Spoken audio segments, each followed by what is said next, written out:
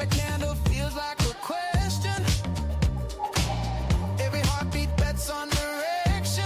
I'm caught in the curve of the line, right on the edge of the sign. Oh, turn or trend, they both bend, right in that swing to the very last, stand up and down, again, again. Are we in a storm or a perfect friend? Turn or trend, they both bend. I can feel it in the air like wind blow right through. Break then blend, I just wanna dance it out. Turn or trend, screen glow bright, midnight dance. One more move, one more chance. Stop lost tight, but my hope runs wide. Do I bail right now or let this ride? Every signal talks like it knows me. Every move could crown me or ghost me. I'm tracing the arc in my mind, chasing the shape I can't find. Hey, turn or trend, they both bend, right in that swing till the very last, stand up and down, again, again. Are we in a storm or a perfect friend? Turn or trend, they both bend. I can feel it in the air like wind blow right through. Break then blend, I just wanna dance it out. Turn or trend, spin that doubt, round and round. Hear that hush in the crowd. Is it just a twist or the start of a run? I'm lost in the gust, but it feels like fun.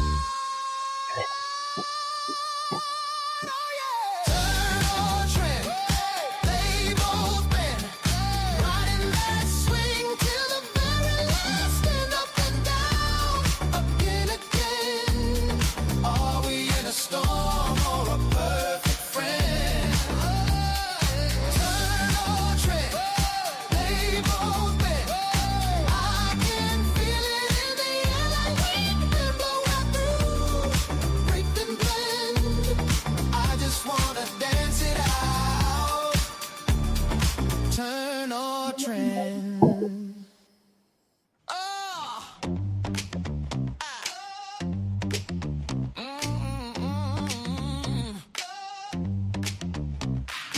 Shots on the wall, coffee gone cold, finger on the trigger, heart runs bold. Tick tock tick, red turns green. Is this that flip or the start of a scene? Every candle feels like a question. Every heartbeat bets on direction. I'm caught in the curve of the line, right on the edge of the sign. Oh, turn or trend, they both bend, right in that swing till the very last, stand up and down, again, again. Are we in a storm or a perfect friend? Turn or trend, they both bend. I can feel it in the air like wind blow right through. Break then blend, I just wanna dance it out. Turn or trend. Good morning, good morning, good morning, everybody. Good morning, sound check, mic check, vibe check, all check. Give it to me, give it to me. Let me see if I can see you over here on my other screen. Where are you guys? Okay, looking good. Okay, here we go. All right, looking good. Good morning, everybody. Good morning, good morning, good morning. How we doing? A lot of stuff going on over here. First of all, let me just direct you, everybody, and I'll do this again, to my X feed because I'm posting every single day now the start of the day video, which apparently a lot of people really like. This is day 2 of Blockade. Yesterday, the video got 60,000 views. So that was my first day on the Blockade. I'm going to basically try and sort of keep update on all the things that are happening until the 21st, and then we'll see where we go from there.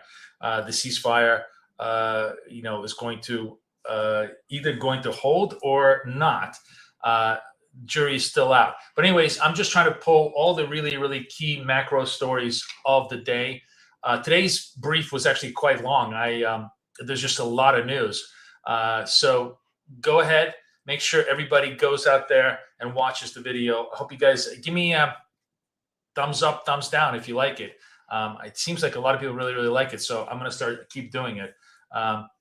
And hopefully you find it really, really valuable. There's a lot of stuff that in that video that we can talk about a little bit later from a technical point of view. Good morning, Wally. Good morning, Bob. Good morning, everybody.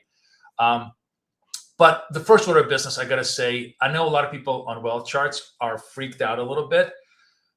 There was an update on the BFF dots that clearly went wrong. And I'm in contact with them now. Hopefully at the end of our show, I will be speaking to them. I understand that. I mean, it seems like they took 2 totally different codes, like the old code and the new code, and grafted them all together. So the dots are missing on BFF dots.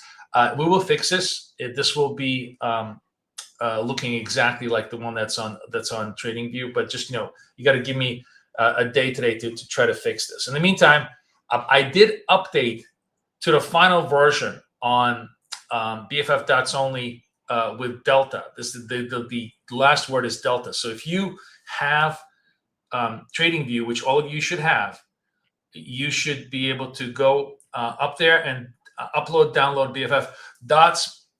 Get rid of the old version, put the new version in. The new version says Delta. That's the one you want. That's the one that you guys have that. There's just a lot of news today, Ben. So I had to. I didn't realize it. I mean, I try to keep it under 3 minutes, but there was just a huge amount of macro news today to cover. So hopefully tomorrow I'll keep it tight, but take it under advisement. It was a little long today. I agree. Anyways, we will take care of the dots on wealth charts, but dots on TradingView are working fine. And it's the Delta group. That's the group that you really want to be looking at because, and I'll explain in greater detail, really there's 2 major components to successful scalp trading with dots. One, the question you want to ask is there momentum movement, right? That's sort of like number one. If there's no momentum movement, that's what rate of change, that's what the whole Delta group, dot count, PPP delta, rate of change, that's what all of that is measuring in 100 different ways. And, if that answer is gray, there really isn't much. Right now I've turned everything off, so it's going to stay gray for a little while. And the second question is, are we with trend, right? That's really the second question. So with trend, momentum first, trend second, you have those 2 components. You really have a very, very strong chance of winning, which is, as you can see, I'm doing over here.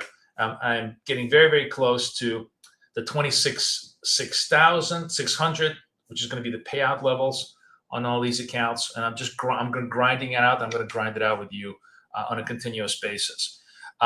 So there's a lot of stuff that's incomplete, and I fully understand that because we have to update the code we have to fix the code on wealth charts. I have to do a final explanation of how dots and Delta works.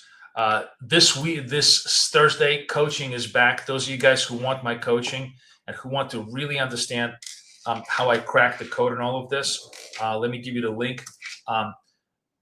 Because in coaching, I'm going to disclose to you not only the very, very easy thing we do now, which is pass all the evals. We are one of the few trading shops that shows you how to pass an eval literally every single week. We're going to try and do one again today. I think we've got that pretty much under control. for the most part.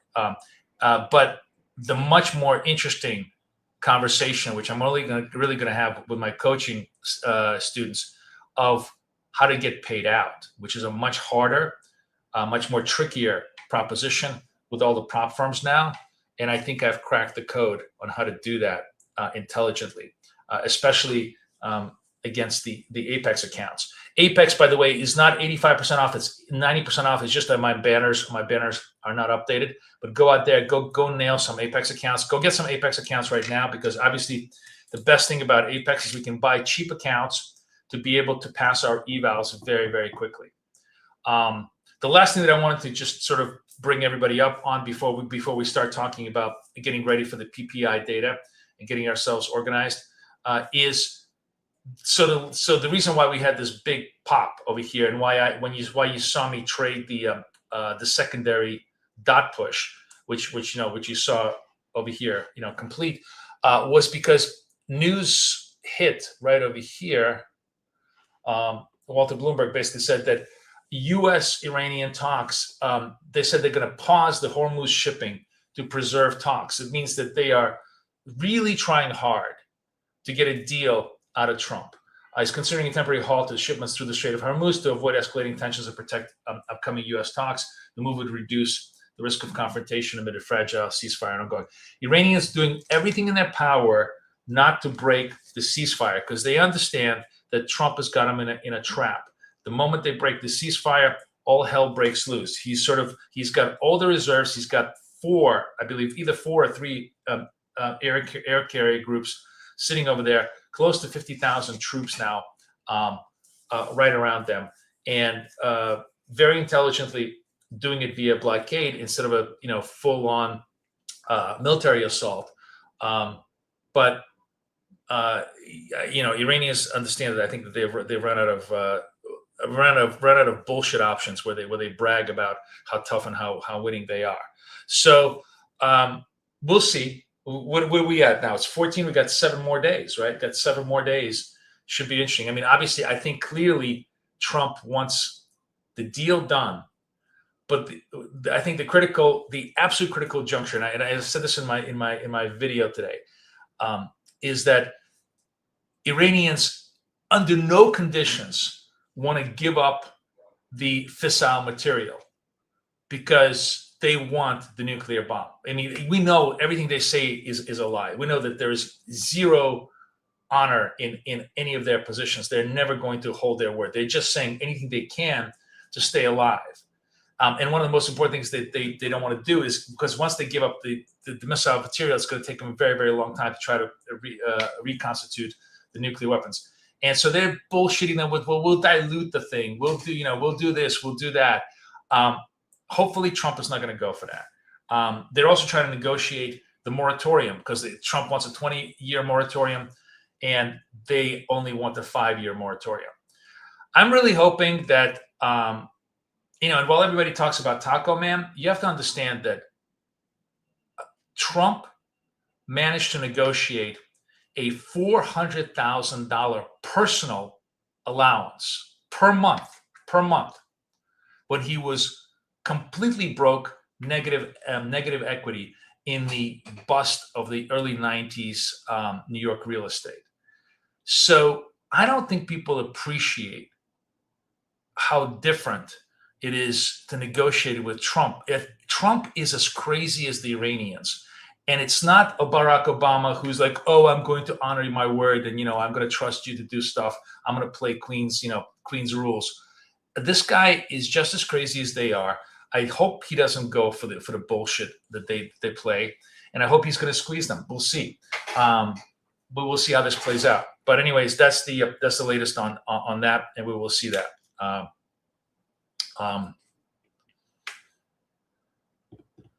Belated birthday. It's not my birthday. Birthday's coming up, but it's not my birthday yet. Anyways, guys, that's the latest news. That's the latest imprint. And of course, news is going to be far more important than PPI. I'm not even sure that PPI might be a play today, but we're going to make it a play because it's really the only event this week that's news tradable, right?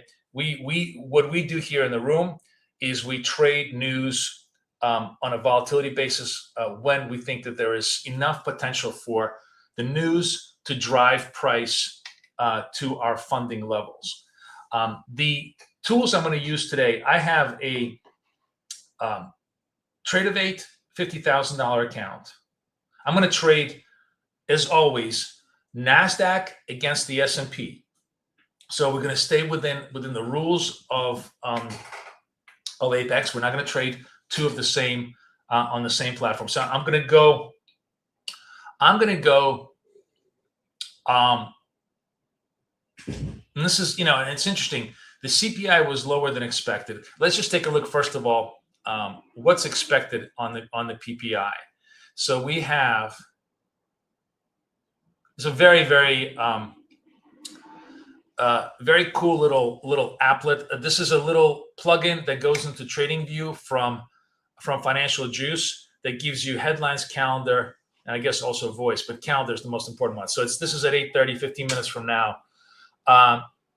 PPI looks pretty big. I mean, 4.6 against 3.4, right? Pretty large number. I'm gonna bet that the PPI is gonna match or maybe even be bigger because obviously I think oil prices are coming in there. We have 8.15. Well, look at this. Here's the interesting part. I think this is another thing that people completely underappreciate. Second month in a row or second week in a row, ADP is showing better. Like the employment data in America is much, much better against what you would think would be very doomsday scenarios in the economy and higher prices. That's really surprising, very surprising. See the ADP at 39.25. Again, positive. I think ultimately equities are positive. I mean, maybe I should really change my mind. I think maybe, although no, because we're trading the news event itself, right? It's not that I'm forecasting for the end of the day. We may be up. Like in other words, PPI could be hot and we'll just completely ignore it on positive news flow out of Iran. But I do think PPI will be hot, which means that if you think PPI is going to be worse, the most obvious impact is going to be on NASDAQ. So I'm going to have to go short NASDAQ on this one. And what we're going to do here on NASDAQ, as always, is the following. I'm going to put the numbers here. I'm trading $50,000 account. That means I'm going to trade 4 NQs at 156 ticks. Take profit, no stop, right? That is going to be my setup. That is going to be my NQ. So here's what I'm going to do. I'm going to drop down to the 306 number, which is my $50,000 account. I'm going to go to NQ, choose my NQ. It's my NQ. I'm going to choose 4 over here. Everybody just watch me because I don't want to repeat this 1,000 times. And I'm going to put my ATM at 156, no stop, right? And I'm going to go short. I'm going to go short at the NQs. Probably the wrong trade, but who knows? I'm just sort of doing the conventional wisdom. In a sense that higher oil prices, expectations. I mean, if we go to 4.6, I'm thinking we dip. What we really need, all we need is like a 30-40 dip in NQ, and we get funded, right? So it's a reasonable risk. So I'm going to trade NQ on this side, and then on the other side, we're going to trade ES, and I'm going to trade.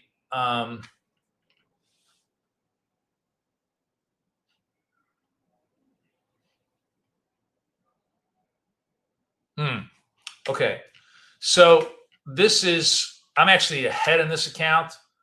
I'm trying to figure out if I want to. The 24, it was my 24.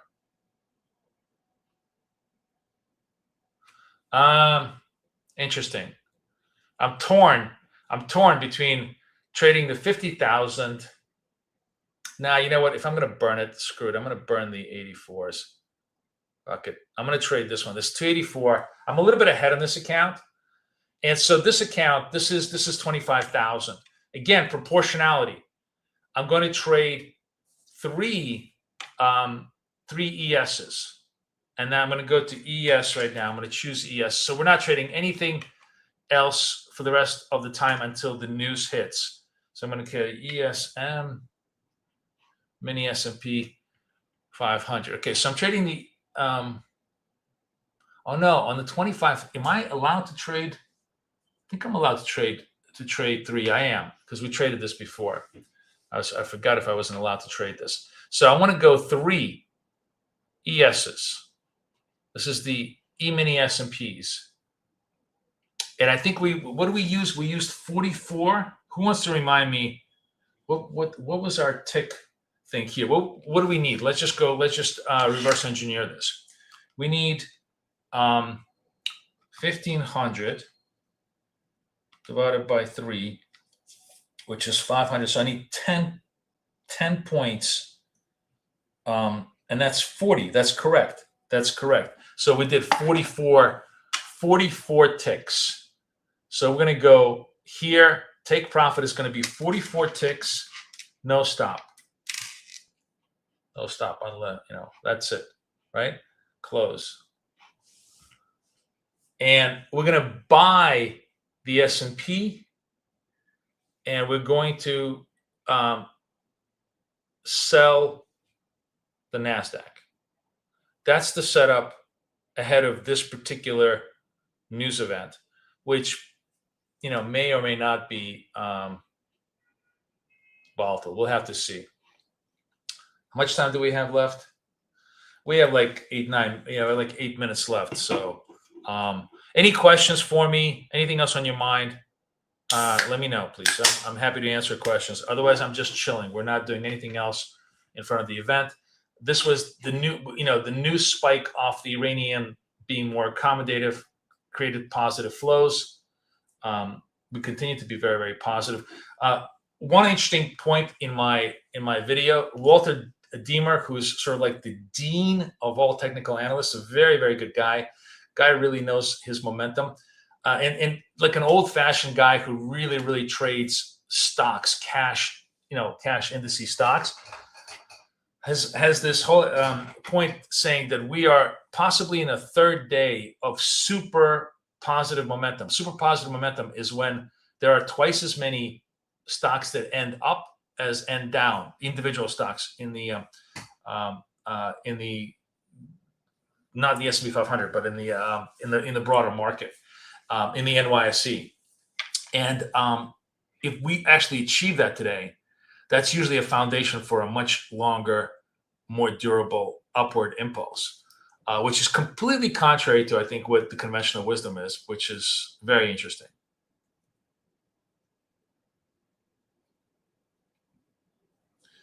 It might. Well, we'll have to see. I mean, remember, the market is now just floating on the idea that they're going to come to some kind of. It seems clear that the market is anticipating some kind of a buckle on the Iranian part.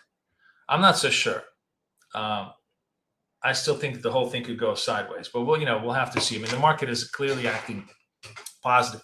If you read what's really going on in the world, we're essentially establishing ourselves as the dominant maritime power in the world. And that's very important. If you control the seas, you control energy. And if you control energy, you control AI. And if you control AI, you control the world. That's literally the Trump doctrine in 3 sentences. And if you understand that, you understand why U.S. equities are rallying and why Europeans are just, doing their usual pearl clutching thing. That's really the world right now is us against China. Europe is completely immaterial. And the reformation of the world now is U.S. and Middle East against China, basically, and towards Asia. Whoever, Middle East is energy, which is why you have this whole combination of Israel, UAE, Saudis, now possibly Lebanon, into a full axis of energy delivery. And India, sorry, of course, India is the critical. The whole idea, you're bringing India through the Middle East, out from Israel into Europe and everywhere else as a energy destination, and America controls the seas, and we control the AI going forward, because obviously AI is all about energy, and we need that energy. So that's really the grand geopolitical plan, for anybody who doesn't understand. What do we have time now? It's 5 minutes. Still got 5 minutes to go.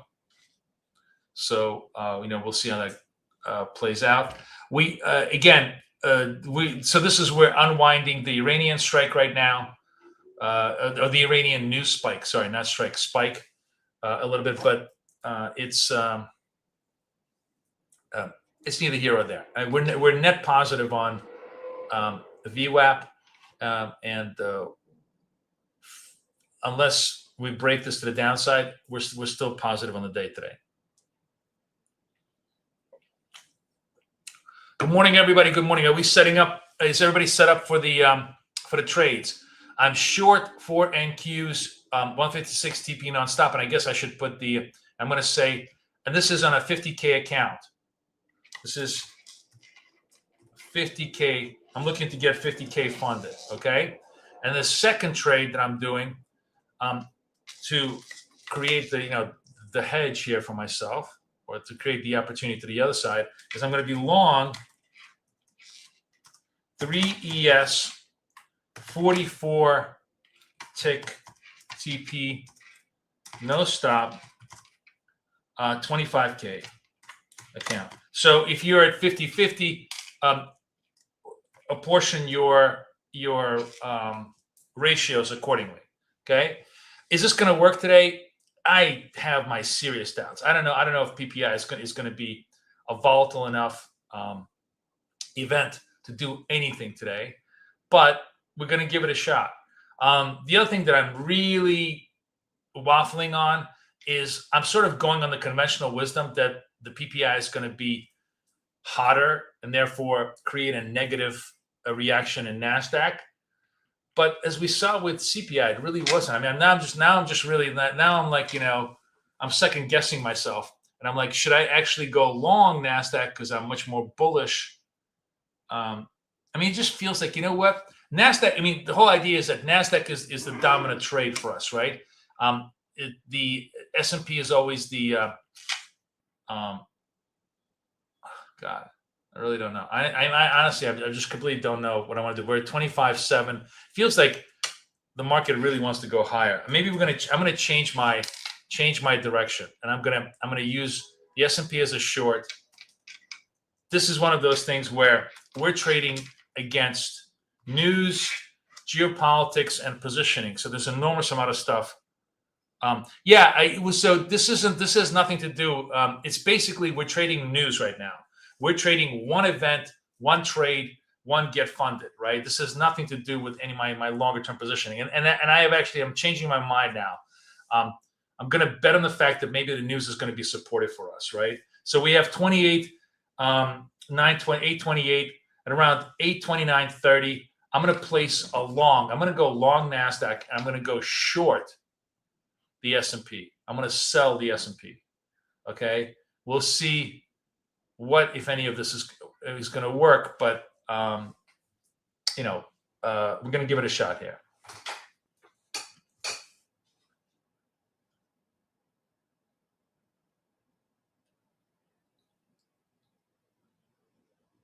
I don't know if I'm right by changing my mind, guys. I'm being kind of swayed by pre-market flows. This could all be fake out moves that dealers could be positioning on the upside just to drop it down. But regardless, we're gonna try to benefit one way or the other from the flow. If the flow is meaningful, we'll see. All right, I got about 15-20 seconds. I'm gonna go long NASDAQ. And we're gonna just let this thing play itself out. All right, 9:29:25. I'm going to go long NASDAQ on this particular 306s. All right, I'm long NASDAQ. Now we're going to go here and we're going to go sell the S&Ps. All right, we're short the 3 S&Ps. And might as well watch this over here, see what happens to us. 47, 48.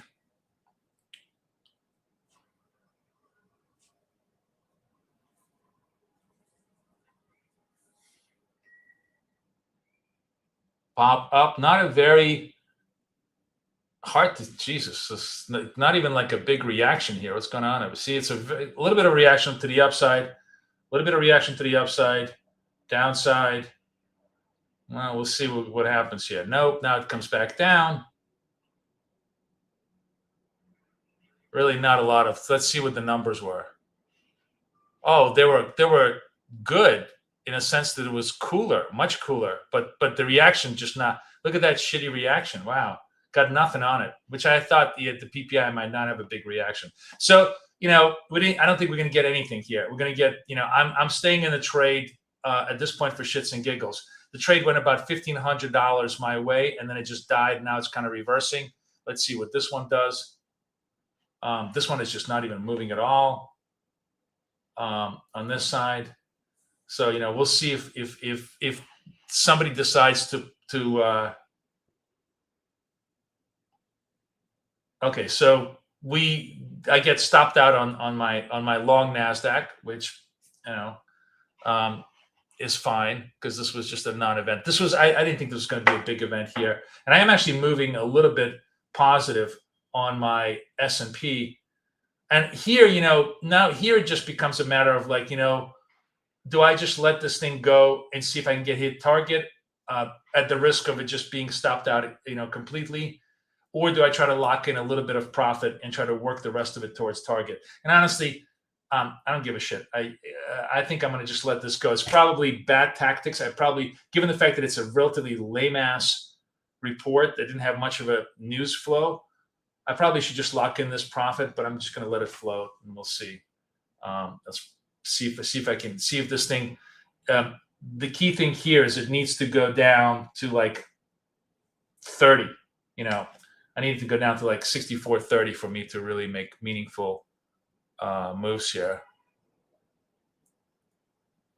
We'll see if it happens.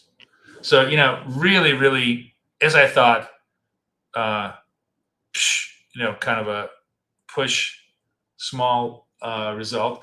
Some people got filled because they were using, like Ira was using 5 minis at 125, and he got filled. Good for you. But I thought that the PPI was going to be kind of lame ass today, and it really was. It's generally never going to be that big a move unless it's a big surprise. The good thing is it's actually quite positive. I mean, it's surprising that the core. Look at his core. I mean, that's really, really shocking. It's good news. So we'll see what happens here.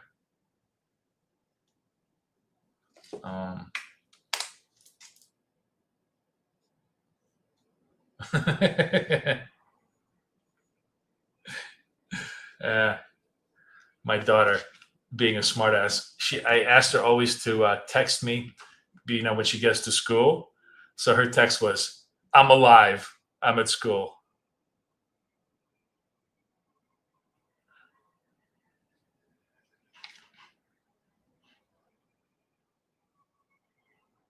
All right, S&P not doing much. I'm going to leave this float. Well, we're just going to let this play itself out. Anyways, it was the only shot that we had, so we took it today. I still think, ultimately the news is actually positive. I'm surprised that we're not seeing.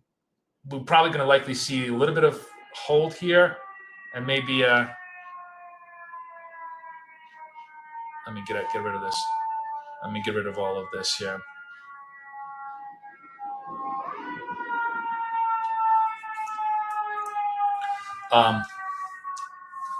Not much, just there really wasn't much left on the calendar today. The big story that we did that was very, very tradable for us was the CPI data. That was totally fundable. Today was like a mediocre fundable event, which I knew it would, but it was the only one we had. Let's take a look. I'm actually curious. Let's take a look at I want to look at the monthly data here.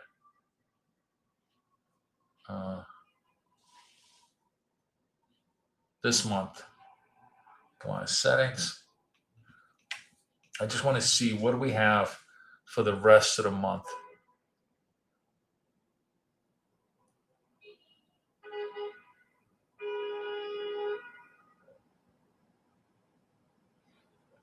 Just retail sales next week, which is really not movable that much.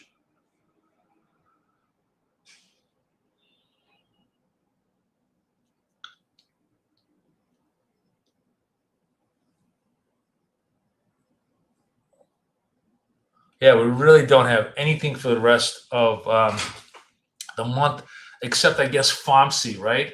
FOMC will be the 29th, which is really the end of the month. That's going to be our next tradable event, which is also like usually not that tradable. Yeah, we just don't have anything tradable until until we get to the non-farm payrolls on in May.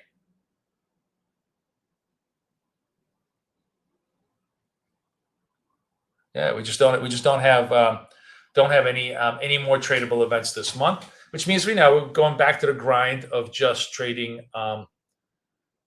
trading flow, which is fine. Yes, the wealth charts, as I said at the beginning of the show, and I'll repeat this through the end of the show, wealth charts has been improperly updated. There's a bug that we're working on. So you're not going to get anything until we fix this. The wealth charts issue is just simply, not available. You have to use TradingView for your trades. There's just nothing. There's just nothing we can do until the program is really fucked up on this one. So I will hopefully get corrected by the end of the day. May take another day. I have no idea. They have their own, sort of update things, but they updated the code completely incorrectly. So I will, I'm working with them right after the show. Next month, Ben is correct. Next month we have non-farm payrolls, SPPI within 4 trading day span. So we'll have lots and lots of data. And there's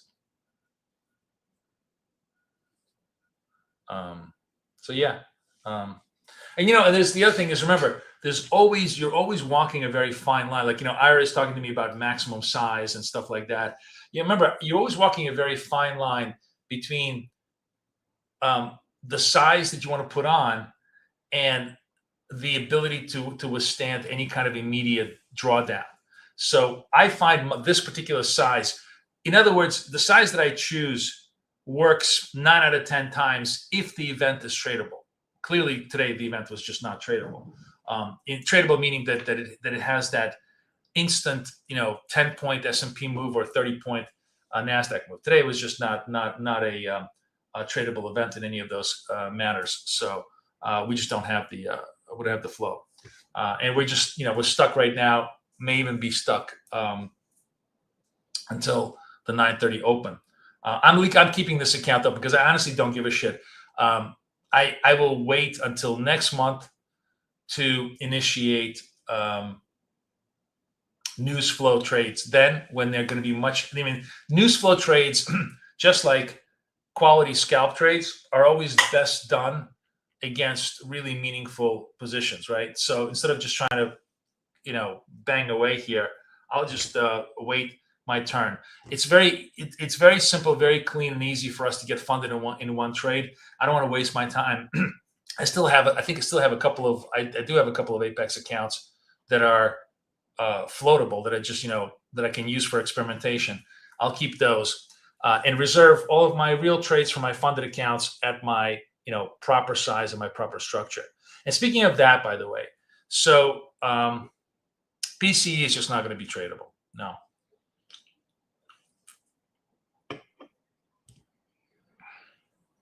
No, there's no video on the robot or the ORB because that's sort of no more Christmas trees, but you can create them synthetically, actually, Nico, if you want to. It's not that hard. Oh,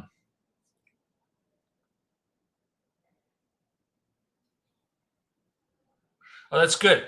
That's really, really good. Good for you, Ira. I mean, I'm glad, that's the right thing. I just, I don't care because I'm really trading my funded accounts. My view is on my eval accounts at this point is I'll burn my evals until I get my one and done trade because I just don't want to waste time trading on evals. And I'll keep a couple of evals in flow. By the way, here, set up a nice, clean little setup. Let's go back to, first of all, get rid of this. I'm still in this trade, so I guess we're not going to do any wealth charts trades today because I can't get any dots on them. But let's go back to my 54 account on MNQs. Got a signal here. I'm going to explain to you what and how I'm trading these little scalpelicious signals, and what I'm doing in terms of how I'm letting size be my edge here. All right, so I'm over here. I'm basically going to be underneath here on this idea. So we're positive bid, right, above VWAP, which means I'm only going to be taking buy trades because the number one behavior that I told you gives you the best edge is to trade with trend on scalp trades. The second thing that I have right now is we are in a very, very quiet, sort of non-movable market. So I've turned off a lot of my, if you really, really want to be super accurate, I would turn on all of my whole delta group. But you can see my PPP delta is off. My rate of change is all off. I'm basically just trading trend and dot count.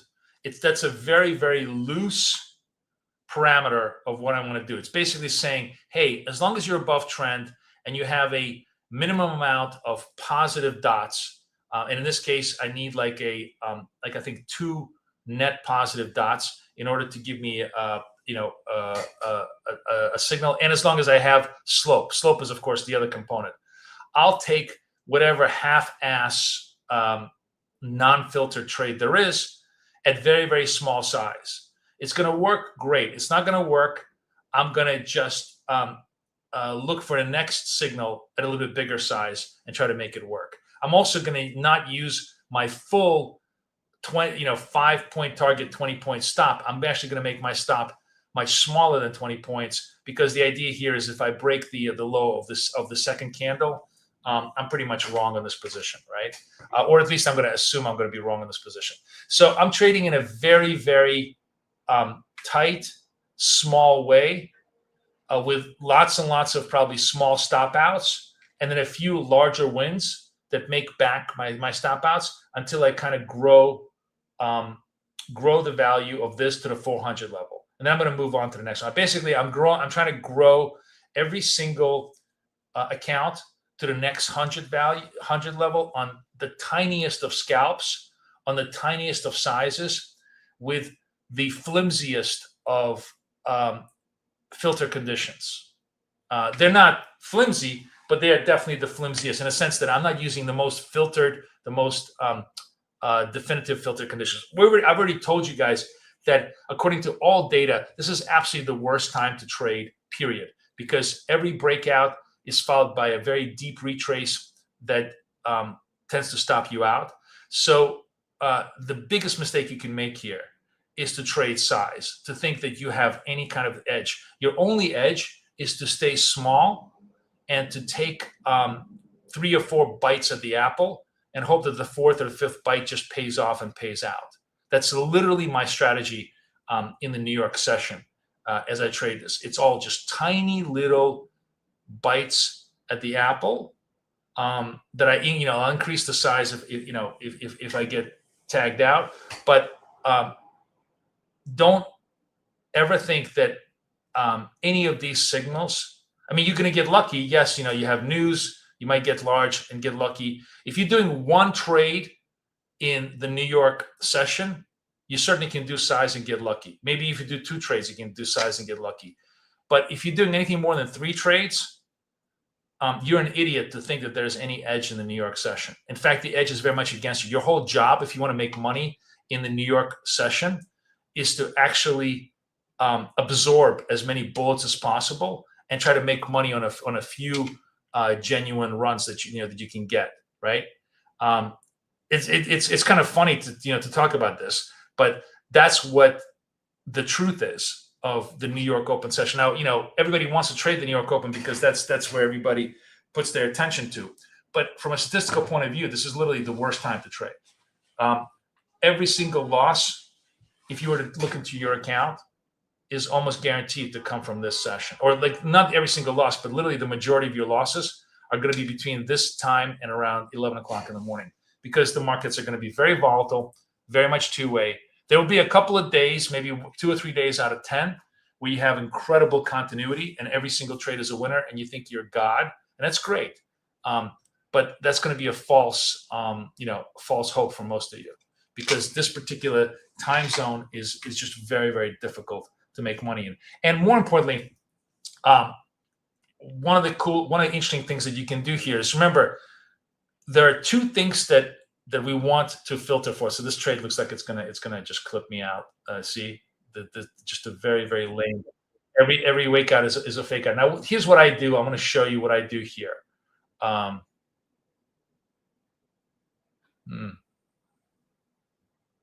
Occasionally, I will reverse myself on these trades, because in other words, if I'm breaking this low, I'm basically going to bet on the fact that there may be a little bit more reversal. And if I get stopped out on the reversal, then I'm just done with this particular.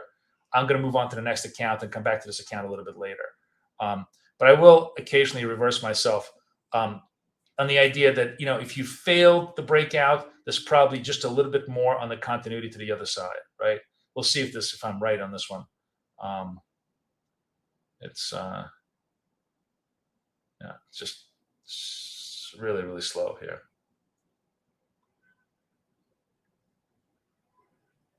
$45 minutes to the open, so still just dicking around. I'm actually, so I'm keeping this S&P trade open. I'm just curious. Again, it needs to go down all the way to, what does it need to go down? 31. It needs to go down to 31 to kind of get down. It actually doesn't need to go down because I'm a little bit ahead on the market, so maybe it needs to just go down to, let's move this up to like 33 and a half and see if it goes down there. But whatever. But we're in chop zone right now, and you can literally tell that it's a super chop zone by using the ROC. And here I'm going to show you a really, really cool trick. If you go into the ROC here, this is just for your own internal knowledge. You're going to go enable ROC filter, and what you want to do is you want to do the you want to change this to like pre-New York. Call this pre-New York, because you can change any of these sessions. And what time is it now in what we're looking for is a value of 3 in the prior 30 minutes before the session starts. Excuse me. 8 plus 5, is that 13? I guess 13 to 14. Let's just see if we can do this. Is it 13? Let me just see if that's correct, because I'm always trying to figure out what the is it 12? 12 to 13. I'm just trying to figure out what the hour is. Oh yeah, 12 to 13. Okay, so this actually tells you that the prior hour, well, because of this big candle, the 30. I think I'm going to get out of this thing. I'm just getting myself just chopped up for no reason.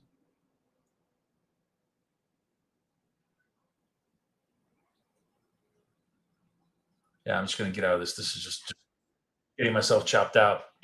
I'll come back to this account a little bit later, and we'll work it.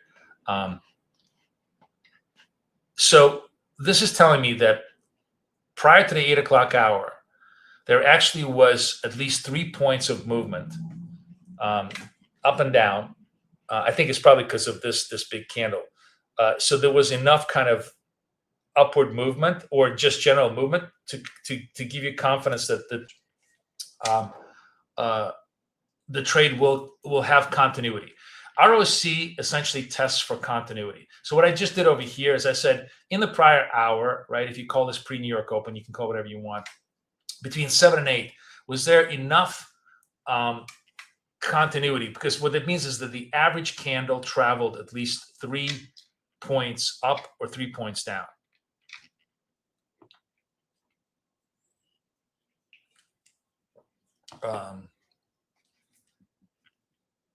But you see right now, the basically flow here is super, super, super slow. We did have, if you took this trade, by the way, this trade would have worked. So if you went 83 to 88, that would have worked. Actually, over here, this trade would have worked. This trade, this was, I think, news trade, right? Oh no, this was pre PPI trade. This worked. This one kind of failed. I still want to be really bullish on all of this. If I get a bullish signal here, I'll go again. Because the second most important aspect of trading on the scalp side is to be with trend.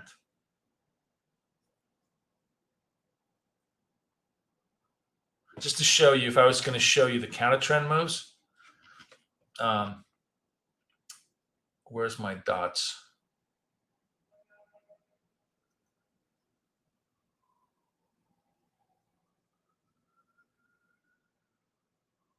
See, here's dot direction. I have it a trend only, but if you did it for both,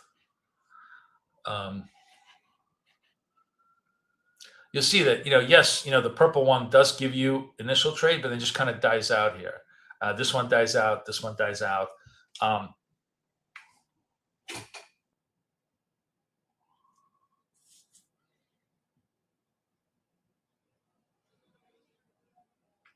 More importantly, if you're trading all of this, this was a dead trade, this was a dead trade, and these were all live trades. It's not that you don't get the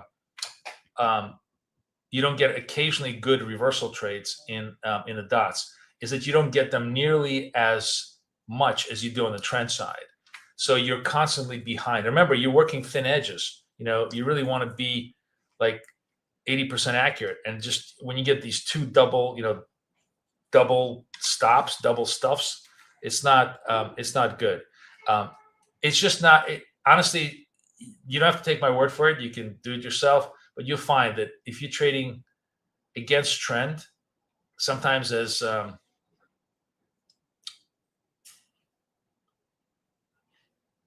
tempting as it is, it's just not productive. Just really, really not productive.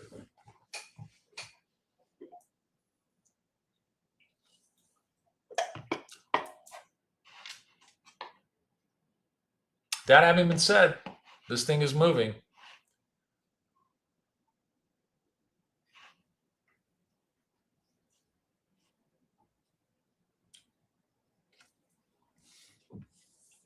So I'm just trying to figure out 2660. How much do I need to make? I need 450, so that's three points from here, 37, 34. So I just need 34s. 34. Okay, let's see if I get to 34.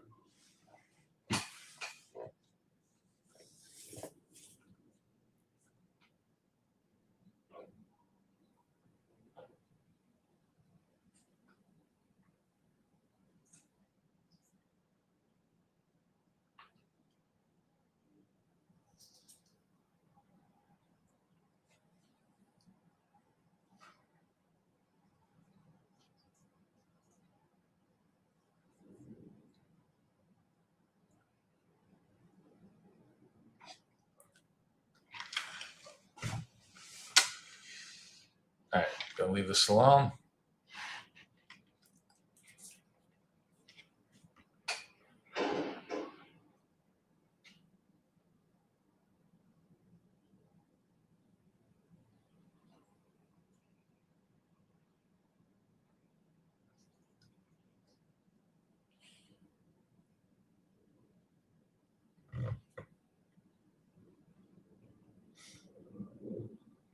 So we're unwinding a little bit of the rally here. I mean, maybe we'll come down to the VWAP. We'll see. That would be interesting. News was generally positive, but we sold the news. Nothing more on the Iraqi situation. Let's see.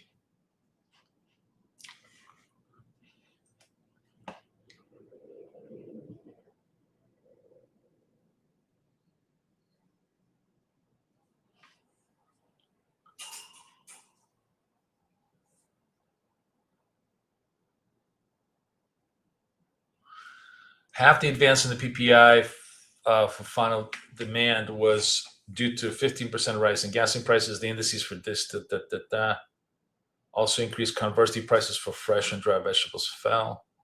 Most of the advice can be traced to prices and final demand for energy, right? Which is not surprising. Most can be right.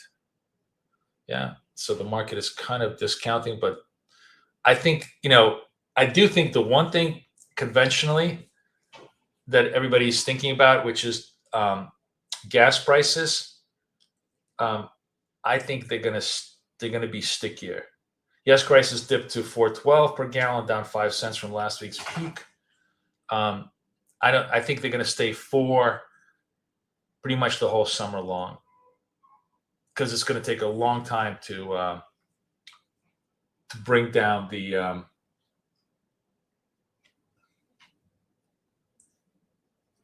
hard to believe in today's U.S. data PPI. Why? It's not, it's not like it's good. It's, it's still high. It's still high. All right, we're not moving anywhere here. And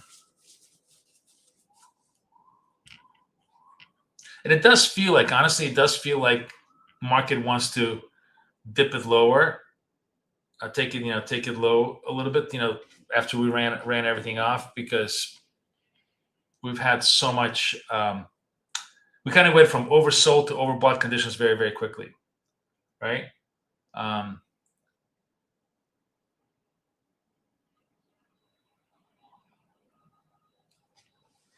we're doing nothing.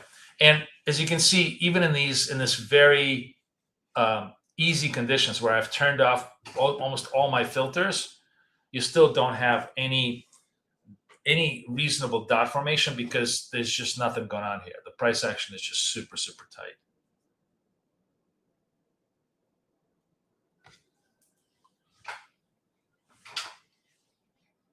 I'm going to take once we get to 9 o'clock, are we almost at 9 o'clock? We're almost at 9 o'clock, right?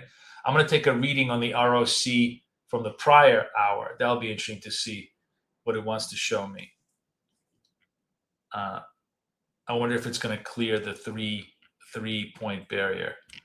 It might, but this is the last 30 minutes of this hour. Looks very, very tight. I bet you that it's going to fail.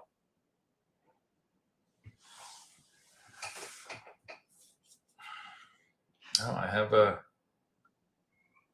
dots.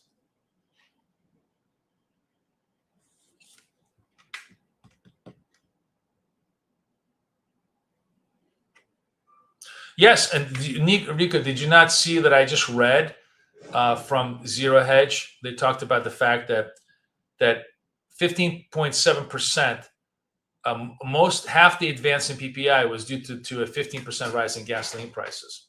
It was energy. What brought it down was prices of fresh and dry vegetables fell 10.7%. So there was an offset. But energy was clearly driving stuff up. So it's not surprising that that we had this move. All right, I kind of want to. If this dot holds, I'm going to go long in this account.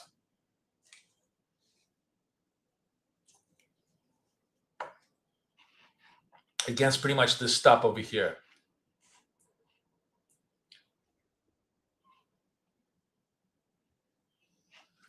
Let's see if we can just get a little bit of upside action.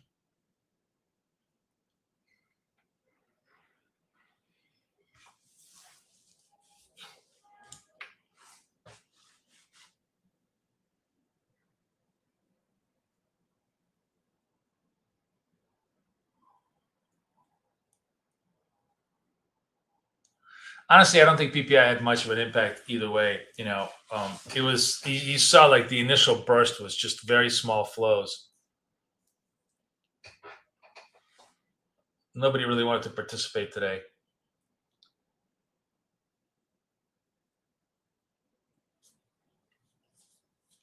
So we are in a super, super quiet period.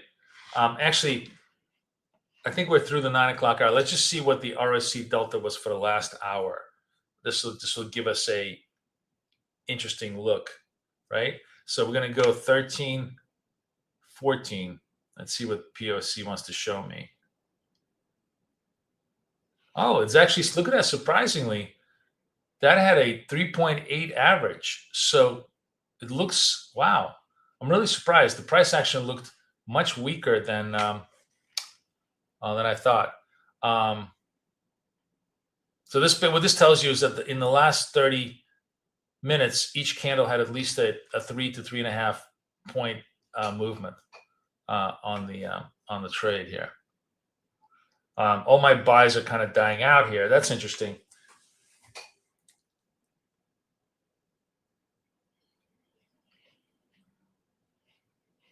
Let me just get rid of this so that you guys don't have to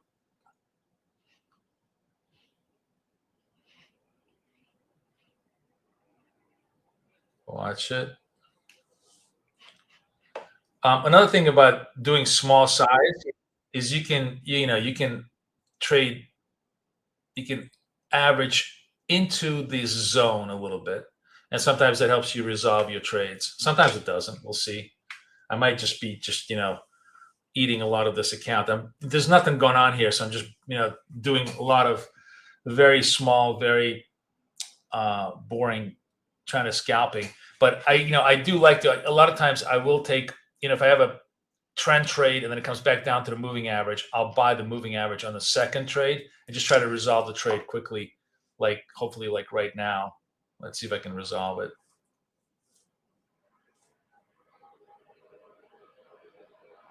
That's sitting right there. Yeah, it's not even good. It's not even letting me resolve a tiny, tiny little move here.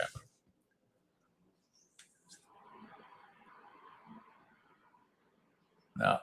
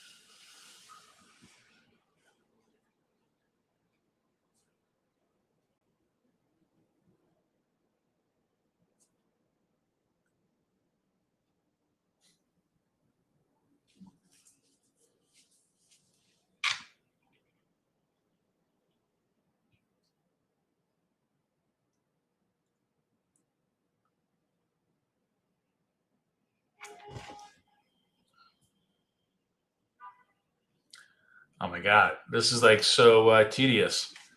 We can't get 1 point up here. Market's just completely super quiet right now.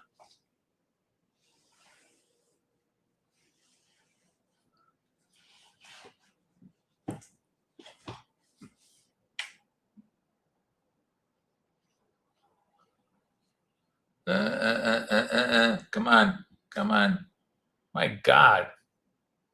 Take the offer. Holy shit. All right, fuck it. I'm out of it. Hey, the rule of thumb is if it's more than 2 minutes, we're out of it. And it was like 3 minutes. That's it. Um, the only good news is it still keeps me floating in my S&P. World's slowest chase here. My S&P is still drifting lower.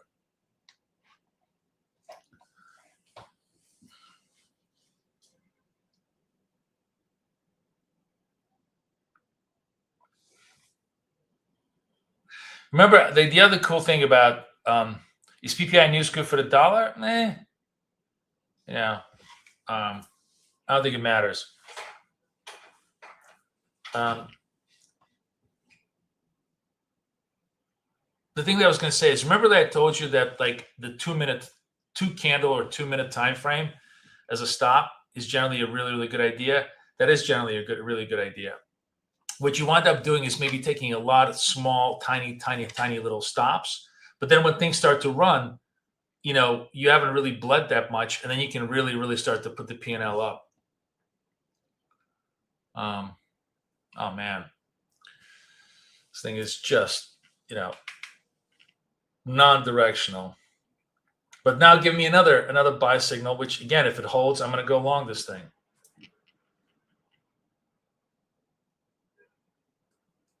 Because it looks like they finally brought it up.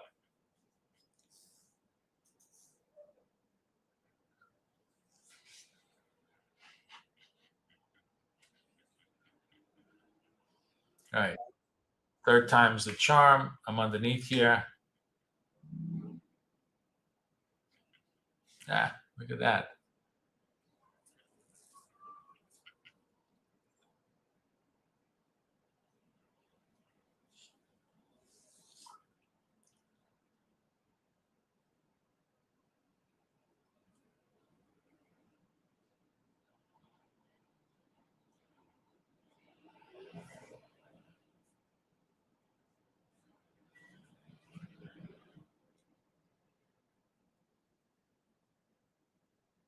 Yeah, I'm totally agree. That's why I'm trading tiny sizes. And none, these are obviously not well filtered trades. Everything is turned off here. If I had turned on, like, just give you an idea, if I turned on the delta, if I go in here and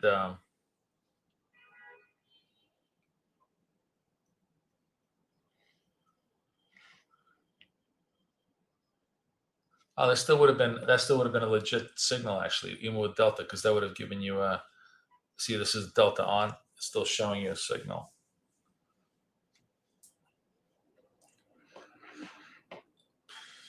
All right, one more time for the board. I'm down at the moving average, coming back down here. If this reverses me, then fine.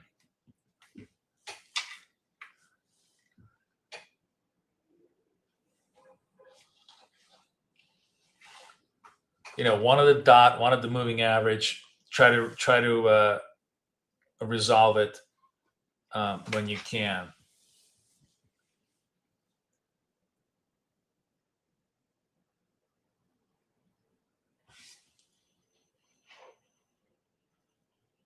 $76.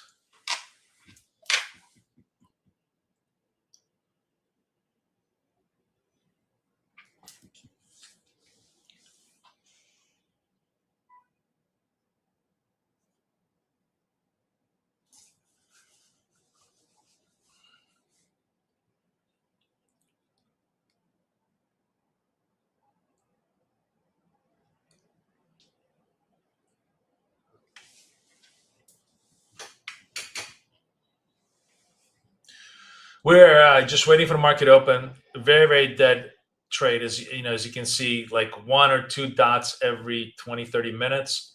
I'm trading tiny little trades with very little follow through here.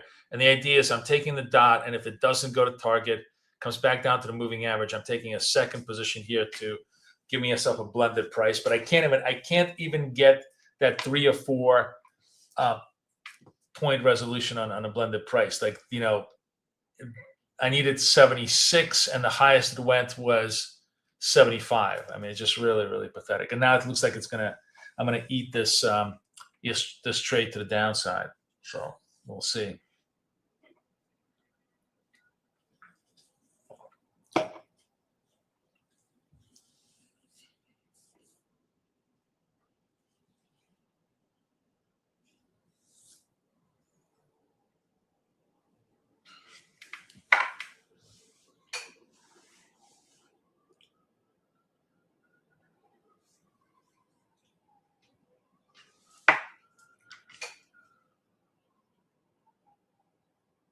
The most important thing I want you guys to see is how small I'm trading, how little it matters, and how little it's affecting the bigger picture in my overall account, which is exactly what you should be doing in this type of very, very quiet. You should be doing this all the time, but especially in this type of market. This is the kind of market that if you're trading with any size, will just eat up your account very happily, like Pac-Man.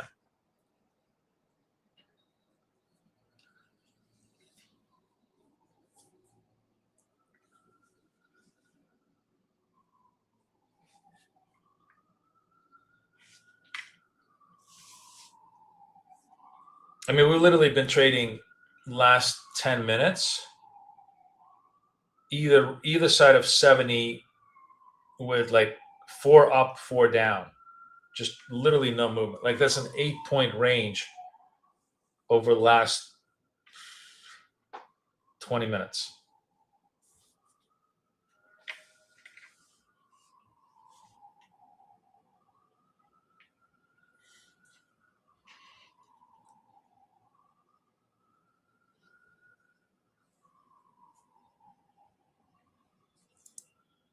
$15 minutes to the open.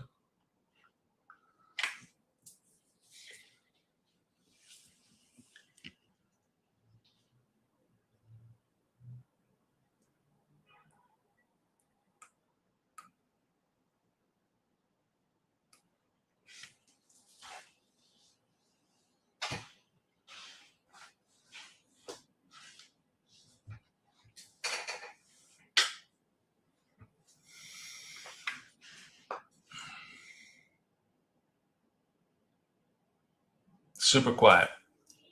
Today is just twiddle your thumbs day.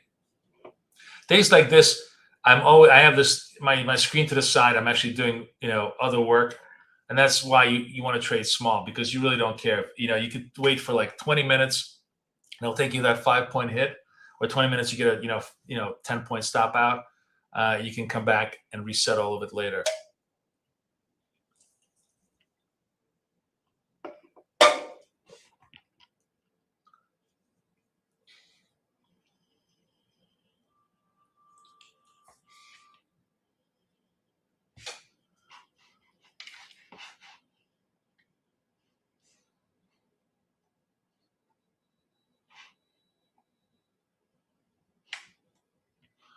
Okay, Sean says that if you reload, it should all be set on this. Let's give it a shot.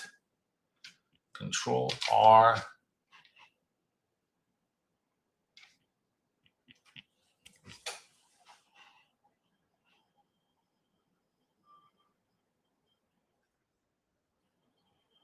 Okay, I guess we got done on the long side, so that was nice. We recovered some of the long side.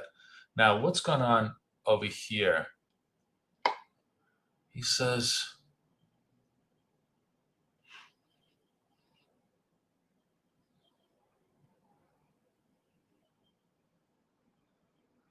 oh, okay, Delta Group, yeah. Okay, cool. Now they got the whole thing. Okay, so now we actually do have the settings. Let me see what they got.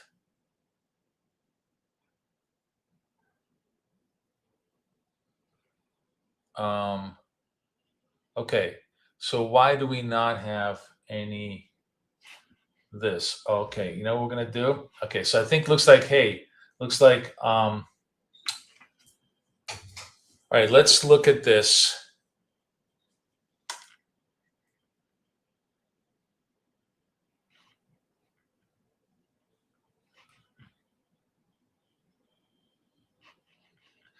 Let's look at well charts, and let me show you what needs to be set up. I'm going to the parameters.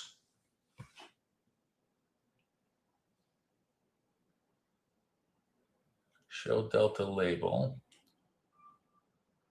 Dot trigger mode, let's say PP, no, dot density only.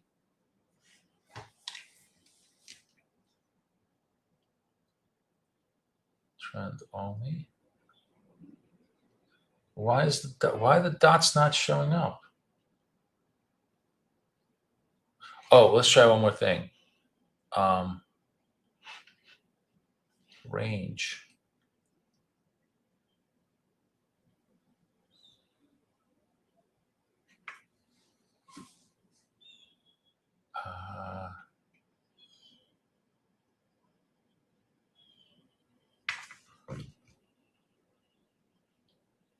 This is NASDAQ. This is MNQ.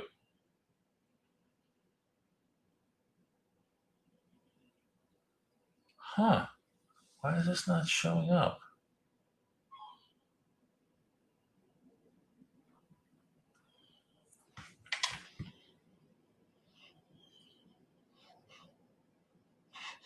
Okay, let's try one more thing. Let me just see if I can get range.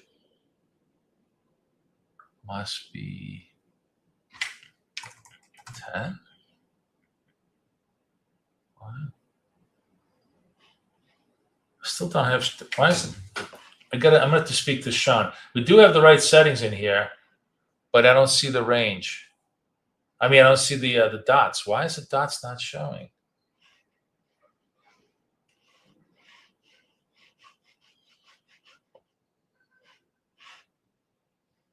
That's weird.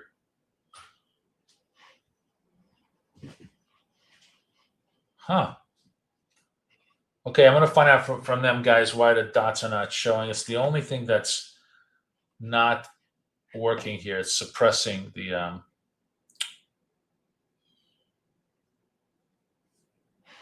me just try one more thing here. Parameters. Show delta label. No. Apply. Still not showing any dots.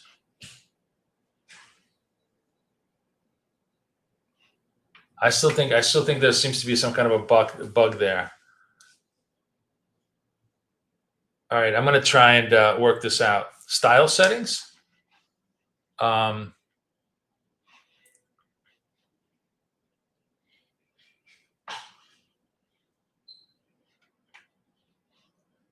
Oh, yeah, the dots are not turned on. So, oh, they weren't turned on. Oh, God. Set as default. Apply. Oh, the dots were just not turned on. That's weird. Oh, it's just the dots themselves were not turned on. Okay.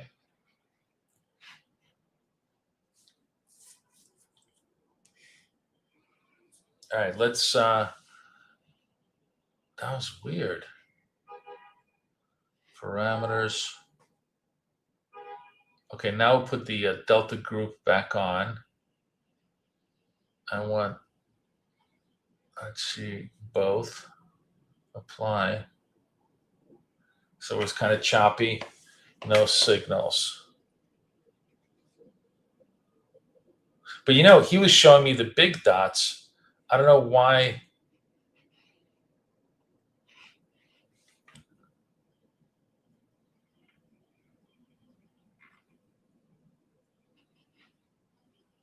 White dot and purple dot was supposed to be bigger. I don't know why they're, or maybe they are relative to this. It looks like, what's the, how do we set them?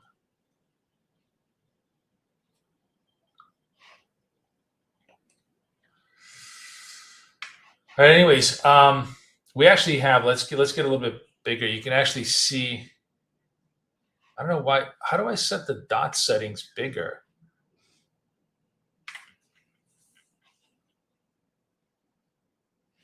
That's weird.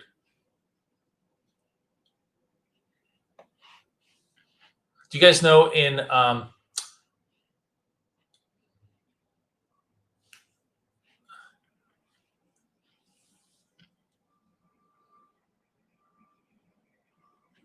dot under dots, maybe point of control. Wait, hold on. Where's dots?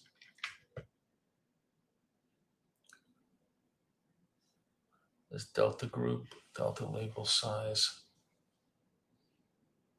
dot settings, inclusive breakout, show dots, visual dots, first dot per slope,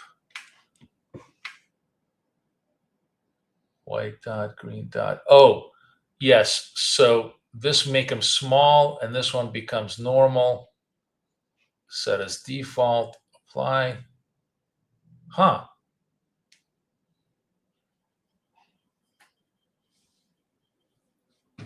Should we make it this weird? Normal, large, apply. Okay, I guess this is it. Okay, so now we sort of got just a lot of stylistic stuff, huge amount of stylistic stuff because it's just a little different than in a thing. Okay, so we have the white dots. This is now starting to print more or less, where I want it to be. We're actually starting to come down. We got about 25 minutes left. Interesting that literally all of the trend signals kind of are failing. That's not a good sign. You have like 3 consecutive trend signals are failing. Yeah, I can try, but that's but you can do it yourself by saying set defaults in the settings. And I'll take you through it when we're in coaching. I'll take everybody through it in coaching on how to do this. I'm actually curious. Where's this account? Which account was I trading? Was it 84? Oh, look at this. This account. No, I don't even know what I'm doing. Oh, maybe this got stopped out. What happened to my account here? Hang on. I'm just curious to find out what my ES position is because I sort of totally ignored it.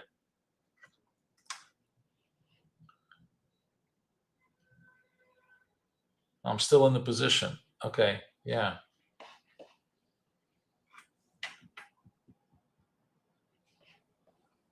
So we're still in that ES position. Came down over here, 36s, but never came back down. All right. Okay. All right. We're going to go back to Trading View for the open, see how that looks, and then we'll go from there. But yes. Okay. So, now wealth charts is actually working. We'll try to trade wealth charts after the market opens, see if we get any signals on here.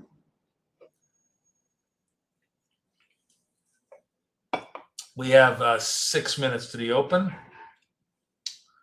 Nothing much going on here. But what's interesting is that we're clearly not, every breakout here is failing to the upside. And that's a sign of the fact that the, trading with trend in a very choppy environment really not working very well.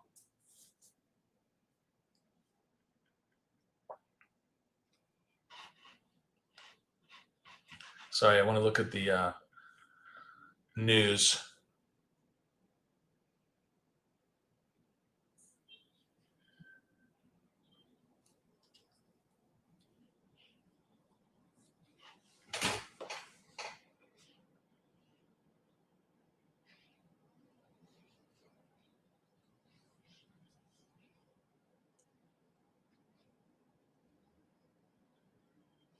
Okay.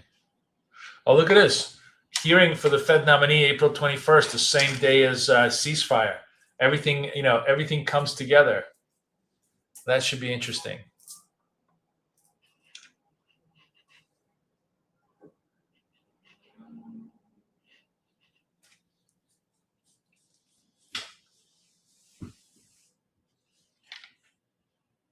Let's see what's going on over here. Just see what the news flow is.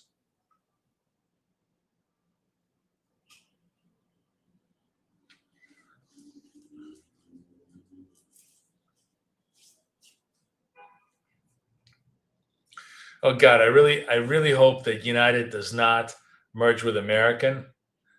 World's worst airline. Who flies American?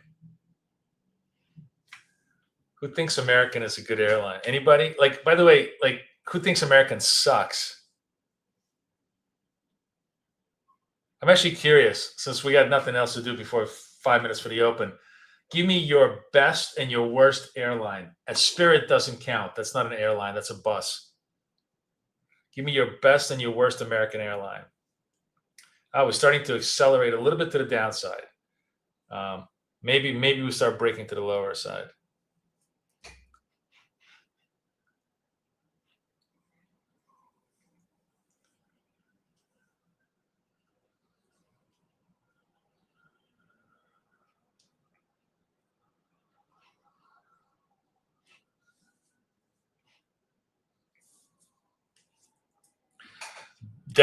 Really? You say United is worse? No, I think American is much worse than United. I fly United all the time. Delta is definitely best. I would agree. Delta is best. American is worst in my opinion on the big carriers. So I would go like this. I would go Delta, United, JetBlue, American. That would be my that's my ranking. What are your rankings? Put up your rankings, guys.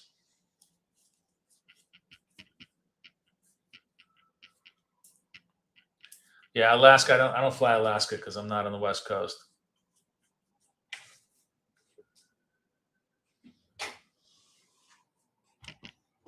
Amongst the national carriers, how would you rank it?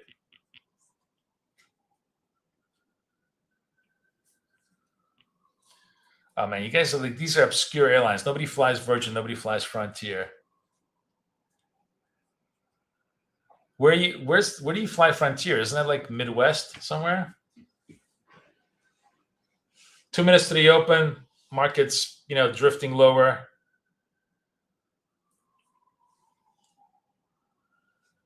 Let's see if we try to run to the VWAP on the downside here. But you could see that, the fact that the dots, failure in dots is also really, really like, failure of your setup is incredibly valuable information. It's telling you that the market is completely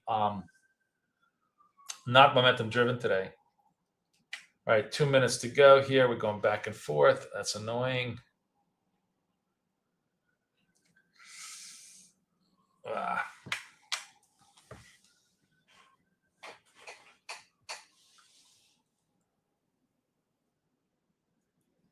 wonder what the market on open flow is here today.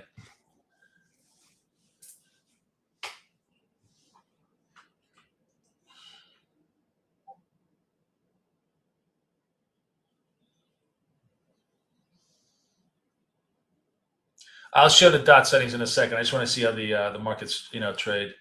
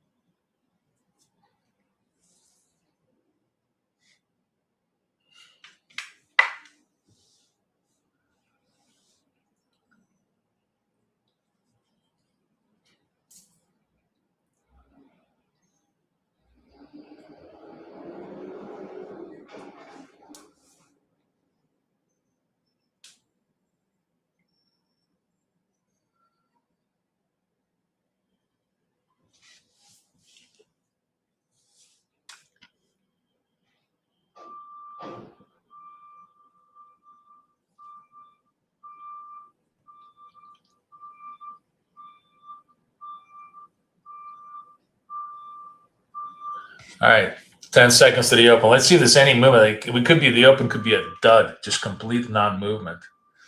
Spiking down, spiking up. That sucks. I was hoping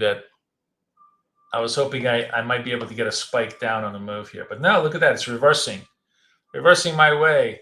I'm still holding that ES, trying to see if I have any chance in my trades here.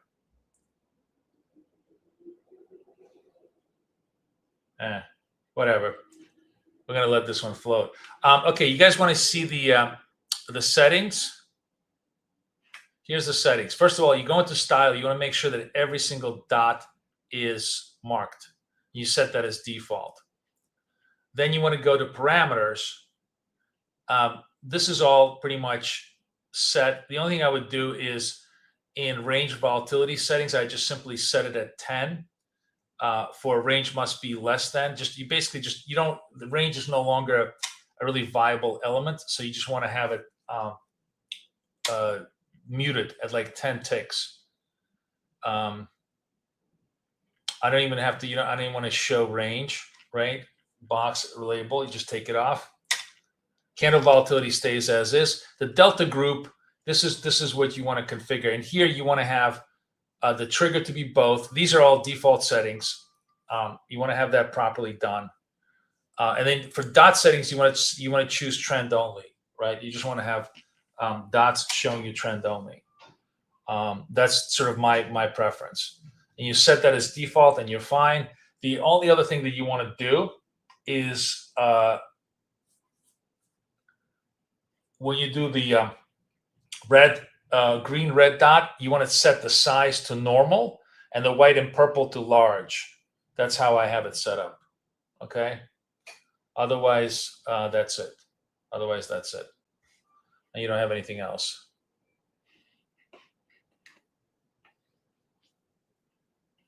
All right, we break to session highs. I don't know if we're going to hold this. I'm not going to hold my breath here.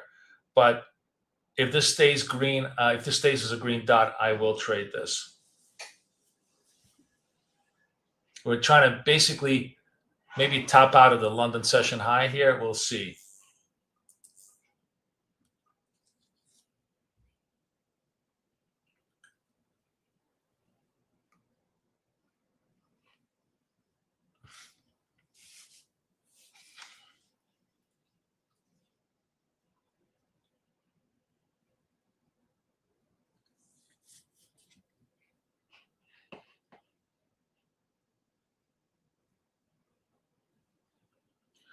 Hit the refresh button to get the latest version of the. Hit it, refresh a couple of times, and you will have the proper one in there. No dot here, so not sure if we're topping out a little bit here, but we'll see.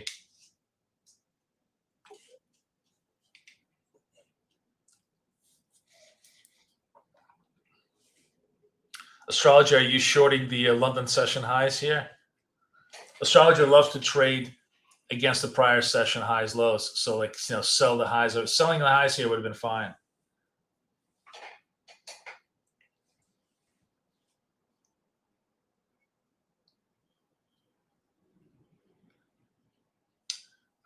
Green dot, but not holding. Not holding.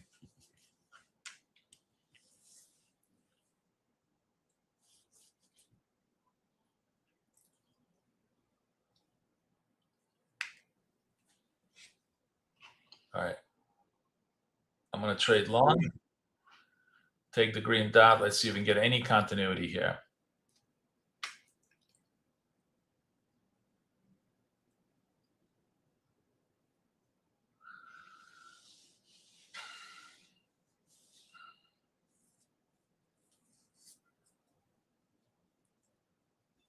All right, nice. That took us up higher. This is the third green dot, so I'm really not going to chase it anymore. But that was a classic. I should have taken this trade too here, but I was watching other stuff here. I was watching the dots for you guys and everything else.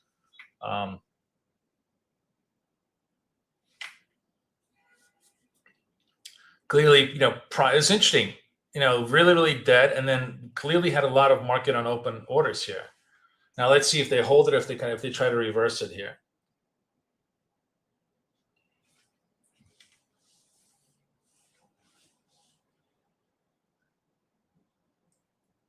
Another fresh highs, fresh highs.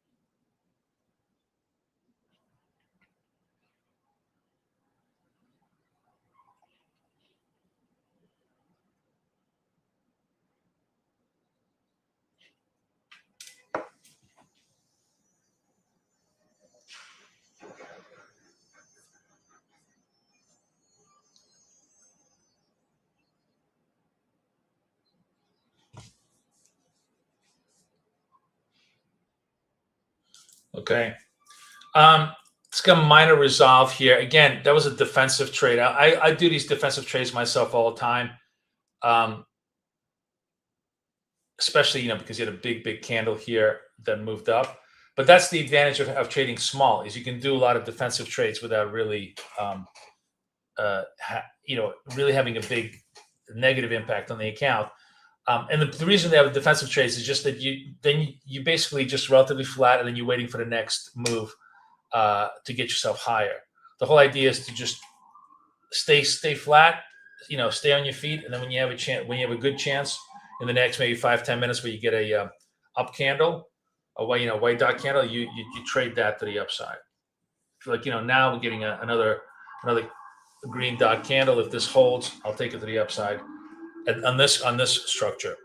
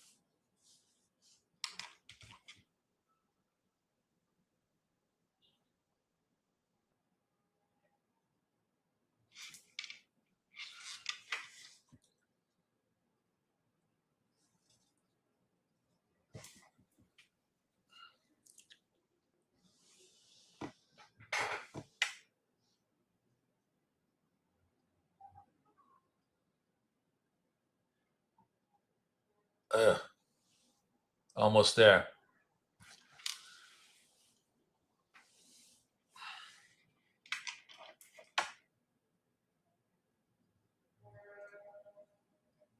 No. Now you have to. Now I have to get much more defensive here, and probably going to get myself stuffed out. Yep, I get myself stuffed out on this trade. Wait, what happened here?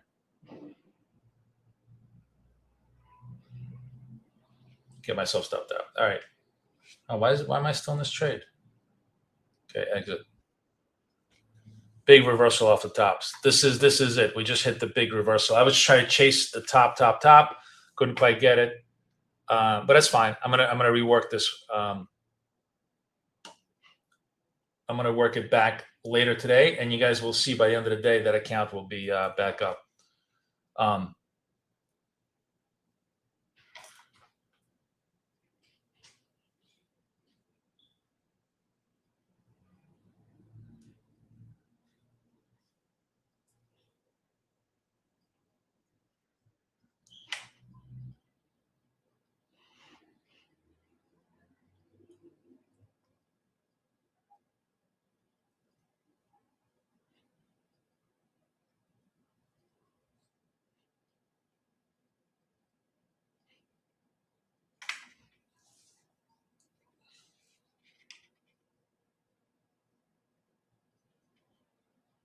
There's a big reversal candle.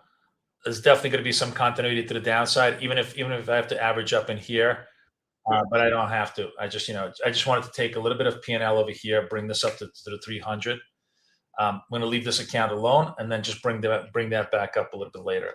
I mean, right now I'm just doing really not any kind of dot trading because, as I said, this is the worst time in the day to trade because, as you can see, even every single green dot has a massive retrace against it that kind of stops you out. So you have to be just very flexible and break a lot of the rules that we usually trade with or trade stuff. You don't see any dots on your well charts? Okay, let's take a look at this. What you need to do is you're going to go to BFF dots only, right? You want to, first of all, you want to make sure that the parameters say range volatility, high volatility, delta group. If you don't have delta group, you need to refresh the trade.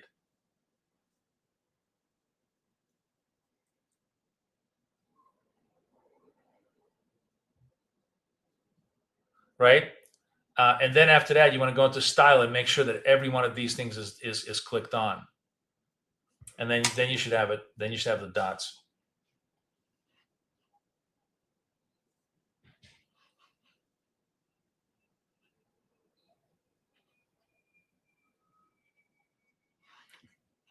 And now we're going back up to fresh highs.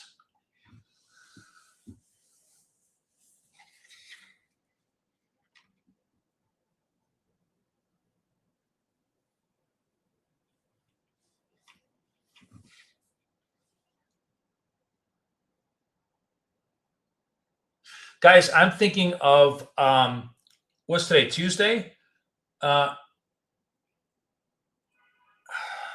If I could, I'm gonna try and schedule like a the power hour session, the 1300, 1400 hour New York. That's the best session time for us to trade. That's statistically absolutely the best time to trade the dot structures. So I'm gonna see if I'm gonna do like a special session today. We'll just kind of do a little experimental one for anybody who wants to come join me. And then I really want to try and do this like Monday, Wednesday, Thursday kind of cycle, but I'll have to see if I'm going to be able to do it this week. But let's give it a shot this week because you can see that New York Open really tough time to to hit the spots because and I'm pressing it. I should have said 1, 2, 3 done, which is what I usually do. But I went to the 4th to the 5th, and then obviously got myself the retraced out. Again, the only way to trade and continue to win is by small size. So I really don't care, what this 100 I'll make back in like 2 trades once I have the right structures, and maybe even by 1300 hours you'll see it. But the most important thing from the data set was you need to have the session be favorable to you. Then you need to have directionality, trend, and then you need to have trading with trend. Those were the 3 parameters. And today, obviously, the sessions were just not favorable. And also this session is never favorable. The from 7 in the morning till 11 in the morning, New York is never a favorable time to trade dots. If in a standard clear, let me take every single dot trade structure. You said 1300 hour. Yes, 1300 hour yesterday was a really good day. It was a good hour. I think it was like 4 out of 5 or 5 out of 6 winning trades yesterday. Like in terms of the dots.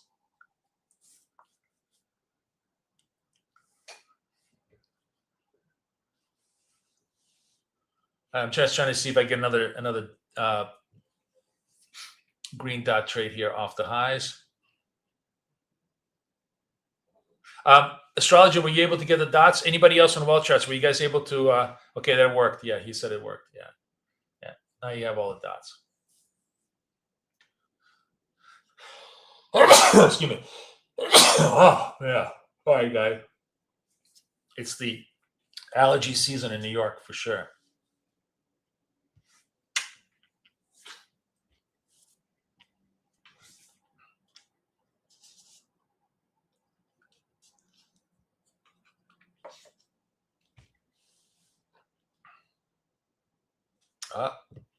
Fresh highs. Market really wanted to go up. You could tell the market was really wanting to go up. All right, let's see if this trade is going to work for us.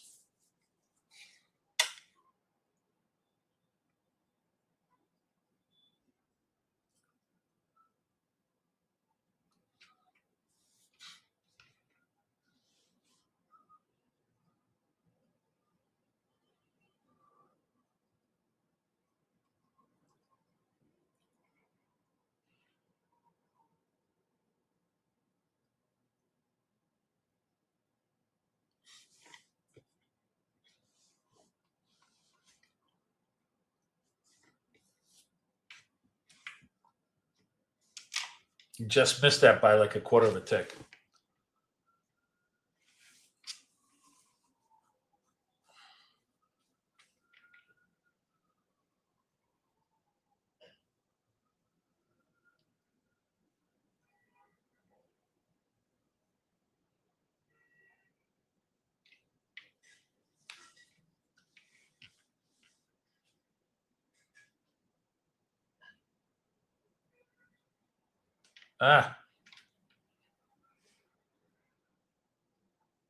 Wow, look at this. Look at this retrace moves. I'm going to put myself underneath here, this normal one. I'm going to see if I can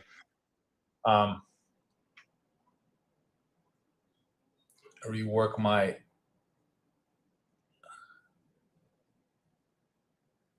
Okay. We'll see if this works. But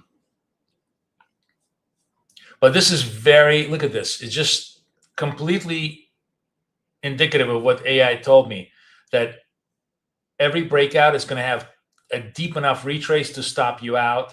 So that's why you get churned out. You see how we get churned out right now? Really annoying. I'm gonna have to go make all this money up off screen with you guys. I'm sorry today. Trading today kind of very sloppy. And even defensive moves are not helping me that much because it's just too much retracey moves here. Yeah, not working. All right, I'm going to stop this. We're gonna come back at 1300 hours, and we'll see where we'll pick it up. It's just a kind of a shitty trade today. All right, guys, have a good day. I will see everybody 1300 hours. I'm going to put up the session then. Okay, talk to you later. Bye bye.